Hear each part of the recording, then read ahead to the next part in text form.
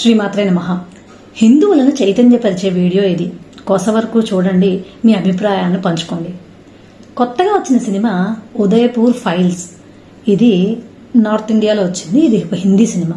అసలు ఈ సినిమా ఏంటి? ఈ సినిమా గురించి వివాదం అయితే దానికి సుప్రీంకోర్టులో ఫైట్ కూడా జరిగింది. అదే వాగ్యుద్ధం. ఆ సుప్రీంకోర్టులో ఈ సినిమాకి విజయం లభించింది. అసలు ఈ సినిమా ఏంటి, ఎందుకు దీని మీద వివాదం అనే విషయాలు ప్రతి హిందువు తెలుసుకోవాల్సింది. జూన్ 2022లో ఒకానొక టీవీ డిబేట్లో బీజేపీ ప్రవక్త అయినటువంటి నూపూర్ శర్మ అనే ఒక అమ్మాయికి ఆ డిబేట్లో జరిగినటువంటి ఒక చిన్నది వివాదాంశంగా మారింది. అసలు ఏం జరిగిందో తెలుసుకుందాం.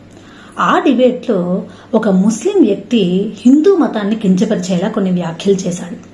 ఆ వ్యాఖ్యలు విని సనాతన ధర్మాన్ని కించపరుస్తుంటే తట్టుకుని కూడా ఆ కించపరిచిన విధానాన్ని ఒప్పుకోకుండా తిరిగి ఆమె తన మాటల ద్వారా ఇస్లాంలో వాళ్ళ పవిత్రమైన బుక్ అని వాళ్ళు భావించే ఖురాన్లో కొన్ని పేజెస్ని కోట్ అన్కోట్గా కొన్ని పదాలని, అంటే అందులో ఏముందో అదే యథాతథంగా ఆమె అక్కడ చెప్పింది. ఆ చెప్పిన దాన్ని చాలా వివాదంసం చేశారు. అంతేకాకుండా సుప్రీంకోర్టు కూడా, మళ్ళీ చెప్తున్నా, సుప్రీంకోర్టు కూడా ఇది ఆమె తప్పే, ఇలా ఆమె అందులో ఉన్న అంశాలను చెప్పకూడదు అంటూ కూడా అన్నారు. అయితే ఆమెలా చెప్పడానికి ముందు ఆమె ఈ వ్యాఖ్యలు చేసిన వెంటనే మన దేశంలో ఉండే కొంతమంది ముస్లింలు, అలాగే కొన్ని ఇస్లాం దేశాల నుంచి కూడా ఆమెను చంపేస్తామంటూ ఆమెకు థ్రెట్ వార్నింగ్స్ వచ్చాయి. అది విన్న తర్వాతే ఈ సుప్రీంకోర్టు హియరింగ్స్ అవ్వడం, ఆమెను సుప్రీంకోర్టు మందలించడం, ఇది నీ తప్పే అని చెప్పడం, ఇదంతా జరిగిపోయింది.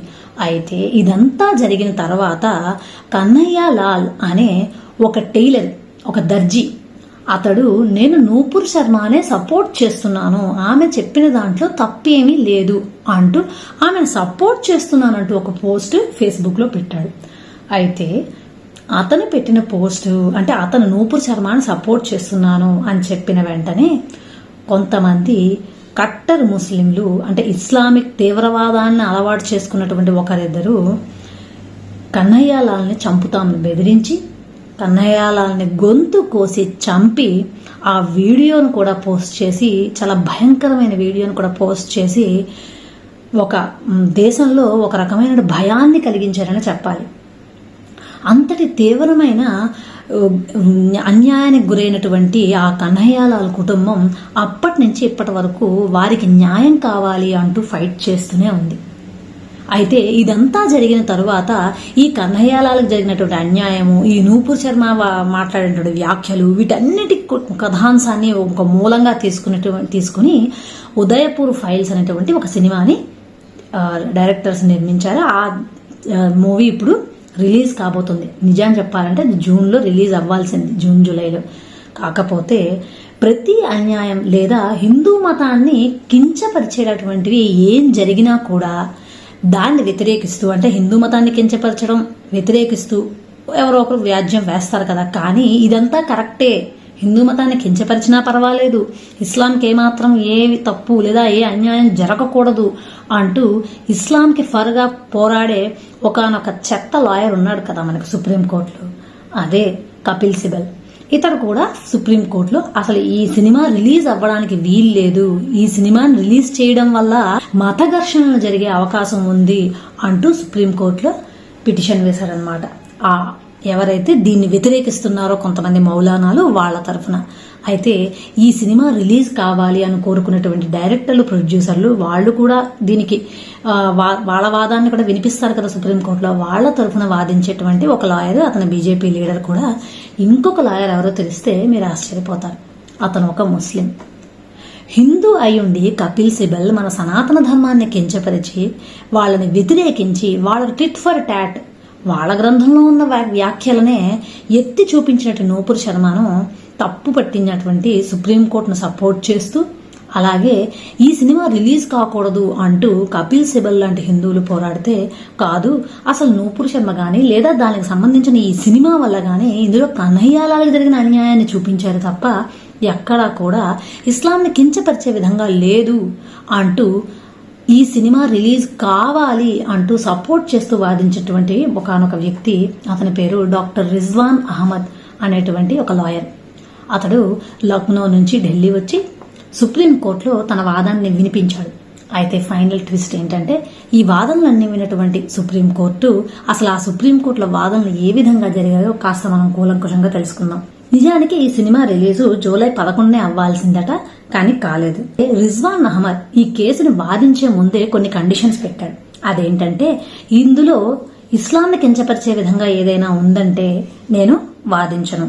రెండోది, నేను ఈ సినిమాను పూర్తిగా చూసిన తర్వాతే నేను ఈ కేసును మీకు ఫర్గా వాదిస్తాను. ఆ సినిమాలో అతను ఎంచుకున్నటువంటి ఎలా అతను ఆ సినిమా చూస్తాడన్న దానికి నేను ఒక లాయర్గా, ఒక భారతీయుడిగా, ఒక ముస్లింగా ఈ సినిమాను చూసిన తర్వాతే నేను ఈ సినిమా రిలీజ్ అవ్వడానికి దాని తరపున వాదించడానికే ఒక నిర్ణయానికి వచ్చాను అని చెప్పాడు. ఇక సుప్రీంకోర్టులో ఫైనల్ హియరింగ్స్ అయిన తర్వాత కపిల్ సిబల్కి చాలా గట్టి దెబ్బ తగిలింది. అందులో ఈ సినిమాని బ్యాన్ చేసేంతగా ఇందులో ఏమీ లేదు. ఆల్రెడీ ఈ సినిమాకి 55 కట్స్ వేశారు, ఇంకా అడిషనల్ గా ఒక 6 కట్స్ వేశారు, ఇంకా ఇందులో ఏముంది అని. అయితే కపిల్ సిబల్ వంటి వాళ్ళు వాదించేది ఏంటంటే, కశ్మీర్ ఫైల్స్, కేరళ స్టోరీ, అలాగే 26 ఇలాంటివన్నీ జరగడం వలన దేశంలోని అటు ముస్లింలకి ఇటు హిందువులకి మధ్య సామరస్యం దెబ్బతీసే విధంగా ఉంది. అందువల్ల దీనివల్ల పెద్ద గొడవలు చెలరేగుతాయి ఈ సినిమా రిలీజ్ అయితే, కాబట్టి సినిమా రిలీజ్ చెయ్యొద్దు అంటూ వాదించాడు. సుప్రీంకోర్టు ఇచ్చిన తీర్పు ఏంటంటే, కశ్మీర్ ముస్లింస్ కశ్మీర్ ఫైల్స్ తర్వాత గాయపడలేదు, అతిగా ఆలోచించి డిక్టేట్ చేసి ఎదుటి వాళ్ళ యొక్క సినిమాల్ని బ్యాన్ చేయాలనుకోవడం తప్పు, ఇలా ఊహించి బ్యాన్ చేయాలంటే కుదరదు. విలిఫికేషన్ అంటే పూర్తిగా విలిఫికేషన్ అంటే ఒక టార్గెటెడ్ గా ముస్లింస్ ని అందరూ హిందువులందరూ కలిసి ఏదో ముస్లింస్ ని వ్యతిరేకించడం అనేది జరిగిపోతుంది అని మీరు భావిస్తున్నారు, కానీ అలా ఎక్కడా జరిగే అవకాశం లేదు. ఇంకా క్లియర్ గా డిఫైన్ చేసి చెప్పాలంటే, ఈ సినిమా రాకముందు కశ్మీర్ ఫైల్స్, కేరళ స్టోరీ ఇటువంటి సినిమాలు రాకముందు పరిస్థితి ఎలా ఉందో వచ్చిన తర్వాత కూడా అలాగే ఉంది. కానీ ఎక్కడా హిందువులు తమ యొక్క పరిధిని దాటి ప్రవర్తించి ముస్లింలను ఏమీ చెయ్యలేదు. ఇక అనవసరపు భయాలు, భ్రాంతులు, ఊహాగానాలతో దేశంలో ప్రతి సినిమాని ఆపాలి అనుకోవడం తప్పు, అలా చెయ్యలేము అని.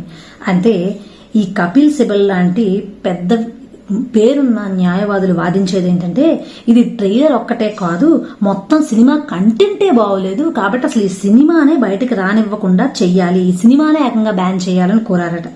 దాంతో అసలు సుప్రీంకోర్టు చాలా గట్టిగానే గడ్డి పెట్టి అలా చేయడం కుదరదు, ముందు సినిమా రిలీజ్ అవుతుంది, ఇంకా ఈ సినిమా మీద ఏవైనా ఒకవేళ ఈ సినిమా తర్వాత ఏవైనా ఘర్షణలు అలాంటివి ఒకవేళ చోటు చేసుకుంటే అప్పుడు మీరు సుప్రీంకోర్టు రావద్దు, ఇక్కడ మా టైం వేస్ట్ చేయకండి, మీరు ఢిల్లీ హైకోర్టుకి వెళ్ళండి, అక్కడ మళ్ళీ మీరు కొత్త పిటిషన్స్ ని వెయ్యండి, పాత పిటిషన్ ని మళ్ళీ తీయండి అంటే కుదరదు, కొత్తది వెయ్యండి అంటూ కపిల్ సిబల్కి గడ్డి పెట్టింది.